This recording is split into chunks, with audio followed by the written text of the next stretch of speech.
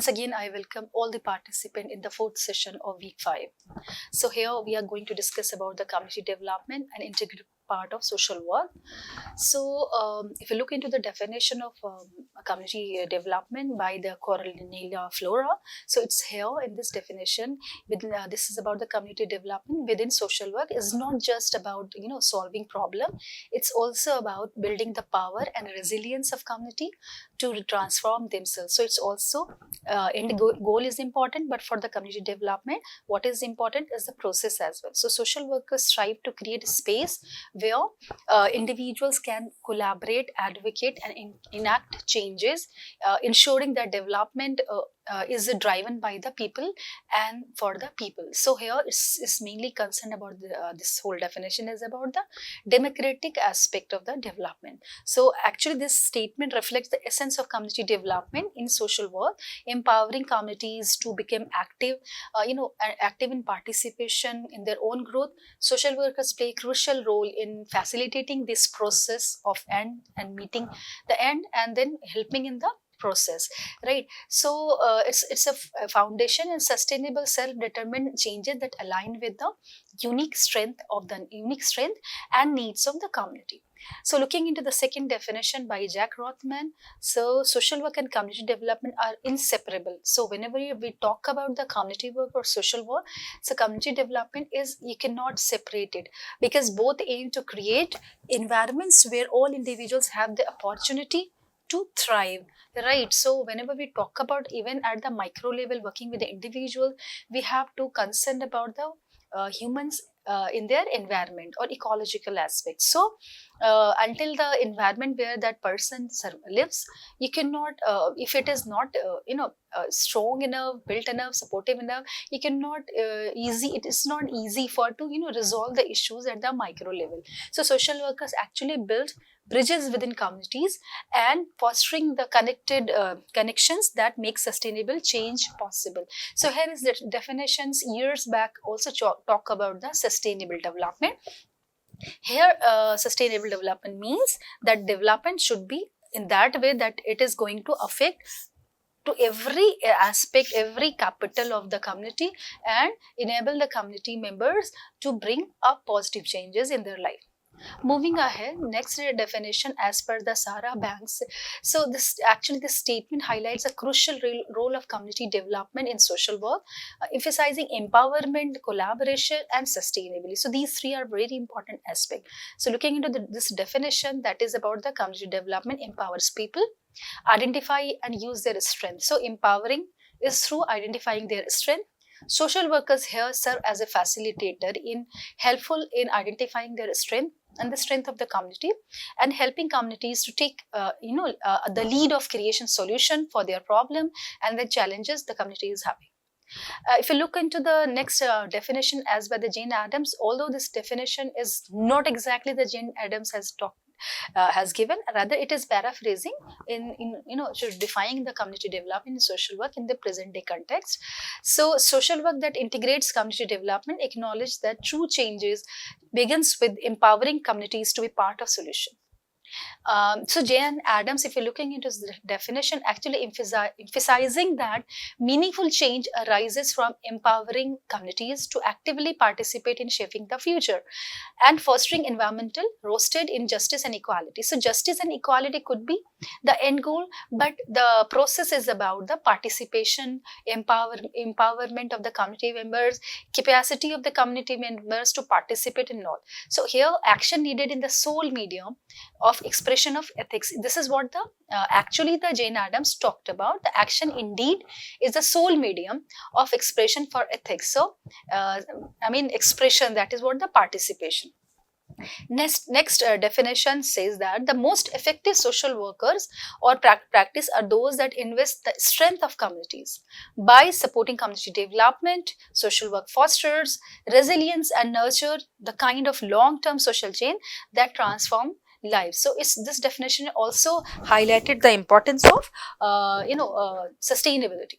So together all this definition and perspective actually illustrate the social work is fundamental in enabling the communities to lead a better life, to lead their own development and create a lasting impact in their in positive change. So next is about community development is a fundamental part of social work. So definitely, as both share the common goal of enhancing the well-being of individuals, groups and communities, if you look into all this definition. So while social work often engages at individuals and family and at the whole community level, so community development expands this focus on address the larger communities and larger social structure and environment that influences the individual life. That is what the community development usually, coming from the macro level, but that influences the at the micro level. So together they form a comprehensive approach to actually fostering positive changes across all the multiple levels of society. All right. So it is at its core, social work is concerned with addressing the inequalities and promoting social justice, and community development provides a framework for achieving these objectives through collective actions and empowerment. So collective action and empowerment could be the way through which you can develop the communities as in the process. So social workers engaged in community development focuses on addressing the dynamic and systematic causes of social issues in the community and empowering communities. So that is what is all about the community development and social work. So involving social workers in community development is essential for fostering sustainable development and growth, addressing social issues, and social workers bring unique skills and perspective that enhance community initiative. So there are a lot of the programs. Usually we consider the community development from particular from the Indian perspective is what are the programs and then policies from the and of the government as in welfare state, and also number of the NGOs, their programs, their interventional aspect, maybe international NGOs or international agencies or national agencies or CPS anyway. So community development usually is mainly concerned about to bring all those programs and policies into the community, and what the social worker can do is to strategize and to understand how to intervene into the community. So clubbing both the community developmental goals and then strategies of the community social worker and the community worker, once aligned together, it gives a more better result for the community worker. Because what the social worker can do as a skillful, so they do that need assessment and community engagement. We all know that we have discussed a lot of the time that need assessment and community engagement, that is what the social worker skill to enhance this and to identify the need of the community and to promote the community engagement in bringing change in the community. Then empowerment of capacity building. So empowerment of capacity building is further you can do through the training and program training, different kinds of the workshop that the social worker can do.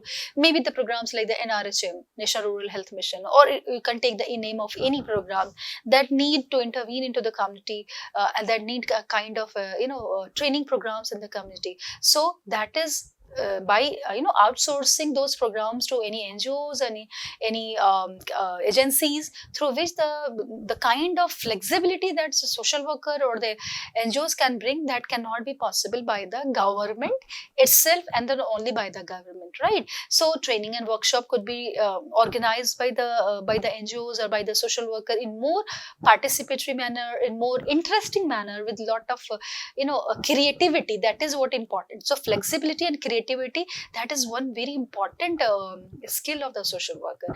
And also building leadership. So empowerment is based on the developing leadership, and also through the training and then sensitization, they get to know about their own rights and the way they can handle their problems and issues. So this is what the social worker can do in the programs of the community development. Advocacy and policy development. Maybe the programs are there, very beautiful programs, but if the community members are not aware about, if they are not in a position to mobilize those programs and policies for their own life, so it is what the social worker can do, facilitate those programs for the community members, So this is what, through the advocating, through of the resources, influencing policy, the policy which maybe is sometime it's happened that some policies is more acceptable by some particular community but may not be the acceptable by some another community. So by analyzing those, so you can actually bring modification in those programs and policies. Then program design and implementation. So at the time of the program design and implementation, this is always is considered to be very important when the NGOs or the local agencies, when they participated in any kind of the program, so they are more able to understand the needs, and then actually the demands, the needs, and then actual concern of the community, right? So the community worker actually can bring or the actual reason in front of the policy maker. For example, if we take one very big example here in the RCH, when it RCH program has been launched in India in the year 1975, and the background of this program is somewhere in the Cairo conferences in the year 1994. It was the first time, and it is considered to be pioneer when the NGOs, and then particularly the women who were working for the issues of the women, so they were asked to participate there. That's why this program of the 1994 Cairo conferences actually brought very kind of different uniqueness in the programs, because the NGOs and then social workers and then social activists, once they participated in the international level regarding the policies and programs, so they actually brought a lot of the insight or the reality of the each and each corner of the world, and many a time that was not seen those things from that perspective. So that's why it's very important in program designing and implementation, the role of social work. Monitoring and evaluation, once you look into the monitoring and evaluation, so this is what very important skill that the social worker usually learn throughout their courses. So monitoring and evaluation, so again this is very important. We all have already discussed this regarding the monitoring and evaluation, how this is important, why this is important, to check the success of the program. If you do the midterm evaluation, so at somewhere in the mid you could be very easily identify monitoring and evaluations is what through which you can bring changes into the program in somewhere in mid or even. So usually it has been always suggested that the midterm evaluation has to be done before the midpoint, means at like if the program says of the 1 year, so it has to be done, it is a suggestion that it has to be done at the 4 months or the somewhere the 4th or 5th month. It means that has to be before the just half or half span of the, because after identifying identifying the issues that has been there in the program, you will be able to get modified into that programs and policies. So that is what the midterm evaluation, the importance of that. So monitoring is what every day and every time any programs has been there, so monitoring has to be there, and that is, these are the some things which the social worker are very expert and they are very skillful in doing that. And then fostering resilience and sustainability. So we are always, as a social worker, concerned about the sustainability. Sustainability here means taking every capital into account, that be it environmental or the physical or the economic or the social or the cultural. So, or whatever the programs and policy that has to keep in mind, so that it is like it has to fulfill the need of the present day, but also keep few and at least for to future generation. That is what the one very big goal of the sustainable development that we are going to discuss later on. Now coming to the approaches of community development. So community development approaches are essential tools and framework for engaging with communities to address their needs and foster development and create sustainable change. That is what the goal of the social worker.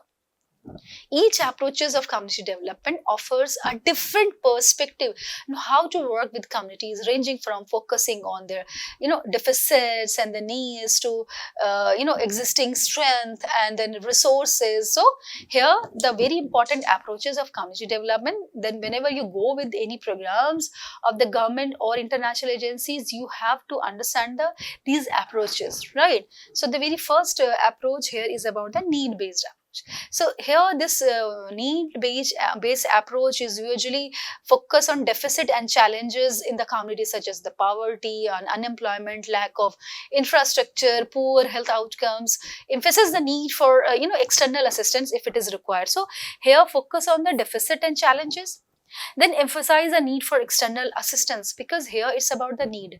So now after identifying the deficit and the challenges of the community, you could actually facilitate some external agencies to fulfill that needs of that community. Maybe you are going with some kind of the programs, and so that the needs which has been identified there is not so much fulfilled by your program, so you can also facilitate with other agencies. That is what the skill of yours, or of the networking, right? Then improved quality of life. So after identifying the deficit in the community, so this is the goal of improving quality of life, overall need based approach, by addressing critical issues like education, housing, healthcare, and employment opportunity. This could be the deficit in the community. In many community, if you go in the tribal area, you can find the deficit in the particular in the education part, and many healthcare even, right? So criticism of looking into this need-based approach would be that this approach can create a dependency on external aid and resources, right, and undermine the community's abilities and to solve the problem. So here, because here we are concerned about the emphasizing the need from the external assistance. So actually we create a kind of dependency, but if it is there, I mean the resources are not available in all totality, so you have to take some kind of assistance from some external agency. It may sometimes ignore the strength and asset that exists within a community, and through which focusing on instead of what is lacking. So next actually approach is about the after this participatory approach and then the asset based approach. So that is what contradictory to this need assessment, where this need-based approach, which is actually not concerned or not paying most of the time into the identifying the resources available. It could be it's a short-term intervention. A need-based approach could be the short-term intervention where you cannot put a lot of the researches and then identify the resources. You have the identified needs by or the need identified by the community itself. You have to be resolve all these needs to move further for the implementation of the programs. Next approach could be the problem solving approach. So problem solving approach emphasizes the developing strategies and solution to address the specific issues faced by the community. It is more process oriented. This is very important to understand. It's more about the process oriented, focuses on the methods of overcoming barriers. So here it's mainly about the identifying problem within the community. So what is the thing you have to keep in mind? Identifying problem within the community. So it's not only about the needs, rather the problem, like within the community there could be many problems like that you could do through the data collection or community engagement or assessment. So developing the targeted intervention or the solution depending upon the kind of the findings you have done over there. So often involves interdisciplinary teams, so bringing together the kind of the expertise from various fields such as social work, public health, education, urban planning, adult education. So it could be many depending upon the kind of the problem present in the community. So it also involves encourages community participation. So anything which is problem solving, it always is giving emphasis on the people's participation. So anything which is through the participation is more easy to resolve the problem of the community, right? So usually this approach is goal oriented and provides clear outcomes through problem identification and resolution. It can be flexible enough and for adjustment and then different techniques to be applied as new challenges arises. So you just have to look at here the kind of the challenges that has been there in the community, the kind of the problem within that community. Okay, moving ahead, that's participate. So what is the difference? Maybe the questions comes in your mind, what is the difference between need-based approach and the problem-solving approach? So need-based approach is more concerned about the goals or the short-term goals of particular, maybe the housing or education, or through help of the any external agency, you can open those, right? And then problem-solving approaches means it's mainly concerned about the process aspect, means through identifying the problems, you can resolve through by all way, like researches and then participation through all developing target intervention. So it's more a process oriented and it's a long term. It's if you work on the problem solving approach, so the result would be more sustainable. All right. Participatory approach, so many times we have already discussed participatory approach, like emphasize the involvement of the community in every stage of the development process. So active community involvement in decision making process, that's for sure, where they focus on maybe on education and capacity building, ensuring community members have the knowledge and the skills to participate effectively. Focusing on education and capacity building is also through that you can maximize the participation of the community member. Transparency and ownership. So this is transparency and ownership is also very important, because this approach promotes this and of development projects of the community. So participatory approach, by taking participation of the community member, you actually create this kind of the confidence among the community member ki whatever the program is going to be intervene or coming to to your area, so you are actually the stakeholders, you are actually the owner. So this kind of the ownership and has been developed because of the transparency in the program, right? And then aims to create sustainable change. So anytime participation always resulted into the more sustainable aspect. Moving ahead, the asset based community development, that is also known as the ABCD approach. So this it shifts the focus from problem or deficiencies to the strength, talent and resources that is present already exist in the community. This model actually recognizes that every community has assets such as the skills of the resident, local institutions, physical resources. Let's talk about that. What is about the capitals present in the community, right? So here is mainly about the focus on the asset, encourage community drive-in development. The approach also seeks to build on what is working in the community. The external support is seen as supplementary. So many a time that you can identify the the asset of the community, you can use and utilize those assets for bringing change into the community, and that definitely is about more sustainable. But if it is all the asset is not you could say that is meet the requirement of that community, you can also taking support from the any kind of external agency. That's again depend upon the level of channels, the level of your interaction and networking with other organization and of your agencies to other agencies, right? So actually here focus is on the assets such as the local skills, knowledge and all. So here encourage community driven development, where local people take the actions and take lead in the designing the implementing solutions is totally considered to be a more sustainable aspect. Here external support is seen as supplementary, because the community's own efforts rather than the primary source of changes. So many a time your efforts is totally bringing a lot of the changes, but you can also need some kind of external support. Next is about the welfare approach. Being the India is a welfare country, so being the citizen of this nation, we have a lot of our rights as to bring the social justice into the community, right? So the welfare approach is centered in improving the well-being and then quality of life of individuals and communities in large through the provision of essential services and support program. It emphasizes the role of government, non-governmental organization, national, international, charitable institution in addressing social inequalities by providing safety nets such as healthcare, education, housing, social security and unemployment benefits. So social security nets is also important for the particular disadvantaged community. It could be any disabled person, or it could be to the aging population, it could be the particular disadvantaged community like Dalit and all. So this welfare approach actually bring equality if required, so equity has to be given, right?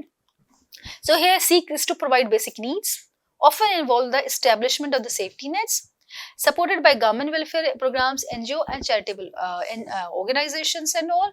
So nowadays government has also taken support of the companies under the CSR, right? That is a corporate social responsibility. They have to come up and support the communities in building their strength, providing some kind of the intervention that is what they are in need of, right? So moving ahead, The right-based approach. So right-based approach is what we have talk about. That is about the advocacy. That is about the right of particular members or the community. If it is required, yeah, equitability is required, has been given. It's about the social justice. So right-based approach to community development emphasizes the protection, respect, and fulfillment of the human rights, as well as the foundation for the social and economic development. Right. This approach frames the development as a matter of justice, and rather than just charity. It's about that is their justice, that is their right. So any kind of program is the right of particular community. It's not about the charity. So focusing on empowering individuals and communities to understand demands and claim their rights. So many a time for this right-based approach, another important method of social work could be applied, that is the social action that we are going to discuss in the coming sessions, right? So here major concern is about the focus on empowering individuals and communities, address human rights and violation, to align with the international human rights framework and legal protection, prioritize social justice. So to whom the social justice has to be given the first, right? So as per the Khenduka highlights that the approach of the to community development varies depending on the society's developmental level. So what is the society's particular at that time, what is the level of their or their condition? This means that content and method of community work that varies or should be tailored or suit to the specific development of the context of each society.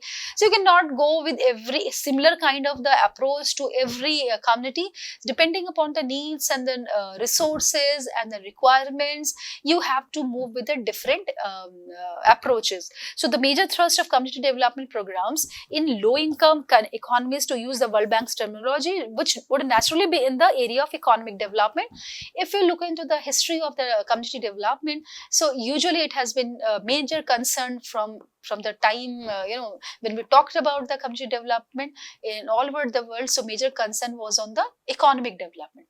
Although in America, I have told you that economic development and social development taking as the different subset of the community development, but countries like India or the developing nation, economic development is the part and parcel of community development. So in this context, low income rural areas community development programs focuses primarily on economic development through projects like boosting agricultural production, providing the kind of employment to the landless laborers, and supporting income generating activities like the self-help group, particular for the vulnerable groups, providing health and education and social program such as adult or the women's education or are treated as. But here if you're looking into this, comparing the developing to the developed nation, where I have told you that economic development as the primary concern, so agricultural production, linking to the market, providing the good opportunity for the landless laborers, so these comes under the economic aspect, or introducing the microfinancing, SHGs, rural banking, this all comes under the economic aspect, or even the development of infrastructure, where the another aspect has been taken as a secondary interventional area, that is about the women's education or the adult education, or like the programs like any kind of education or the health has been taken as a secondary aspect in the community development aspect. But it doesn't mean that it is not important. So primarily it has been believed, it's like the traditional idea that if the community is economically developed, they will have developed the social aspects of their life. But the community which are since time or historically they have been marginalized, so we have to go with the community economic development along with the social development. That's for sure. As per the Mukherjee-Ross, identify three very important approaches of community development. So that is what the single functional approach, the multiple approach, the inner resource approach. So the single function approach in community development, this approach involves concentrating on a single area of improvement, maybe in the education or health, And then, for example, an initiative focused solely on enhancing education facilities might indirectly benefit the community for improving literacy, increasing job opportunities, and creating a ripple effects on the other sectors. It could be, but it started with the focusing on one sector or one aspect, right? So that is the single function approach. This particular approach is actually provide useful framework for community development efforts, offering options for single focus, multi-faceted or internally driven initiatives depending on the specific needs and dynamics of the community in question. So definitely, as we have discussed, that the community, as per the community's demands, you have to go with a different approach. If I take the example of this single function approach, so one of the program, very important program, that is the National Health Mission, NHM, which is actually a primary focus is on the improving healthcare, particularly in the maternal health and then child health. So, and then other infectious diseases, and strengthening healthcare infrastructure into the community. So this approach and this program is based on the single function approach, where it talks about the one aspect, that is the health. Next approach is the multiple approach. So this approach addresses community development from multiple angles simultaneously, such as healthcare, employment, infrastructure, and social services, by addressing various needs of the community at once. Multiple approach works towards comprehensive community development or progress, helping foster a balanced development where different areas or supports each other. So if we can take the example of Manrega, where is a good example of it has a multiple approach. It guarantees at least 100 days of labor for the unskilled laborers, right, in each year. So at the one time, this program is actually addressing the need of economic requirement and the employment, but at the same time this program it's also actually building the infrastructure, positively affecting the community of that area. So Manrega is as one time is providing the the kind of economic support, the same time, or the employability that has been increased, or be assurance been given, and on the other hand, the infrastructure development of their own areas. So this is what the multiple approach. There are many other examples could be. Next is inner resource approach. This in community development, the inner resource approach builds on the community's existing strength and asset rather than bringing any external resources or expertise. That is what ABCD approach, right? So this approach emphasizing the self-reliance, encouraging community members to identify, develop, and utilize their own resources like the local skills, traditions, and knowledge. It promotes a sense of ownership and empowerment. So when any community, once they realize their own strength, so the kind of empowerment definitely is going to happen. So the inner resource approach, we can take and see all these approach can be particularly affecting to the fostering long-term resilience. This particular, the inner resource approach, if you take into consideration, and sustainability, it strengthens the community's internal capacity. Even taken the example of self-help group, by many organizations who are working on into this as an NGO model of SHG self-help group, like the Seva and then Pradhan. So they are the notable example of the inner resource approach. Empowers women, workers in the informal sectors by organizing them to gain access to the bank and financial services, and training and providing training, and then market linkages. So these kind of the opportunity which has been given, and finally what happened, that all these leverages the skills and the strength of the women in community to actually promote economic self-reliance, self-sufficiency, and social justice. So these are the women who are present in that area only. It's only just linking to the some kind of the financial agency like the rural banking and all, and how the NGOs, as I have told you, that how the programs and policy when incorporated by or being intervened by the social workers or being supported by the any agency, it is always giving a more better result, because many a time it happened that community are not aware about the many programs and policies. Even the in SHG's NGO model is more successful because NGOs are there to monitor and then they help in the connecting to the rural banking or to the banks, and helpful in draw the money, helpful in monitoring them whether they are how they are using those money, involving them some kind of the skill enhancement, linking with the kind of the market, so they can use that or multiply that money money and they can pay back to the bank. So this is more successful because here the NGO model of in the microfinance and SHG is always a more successful model. All right.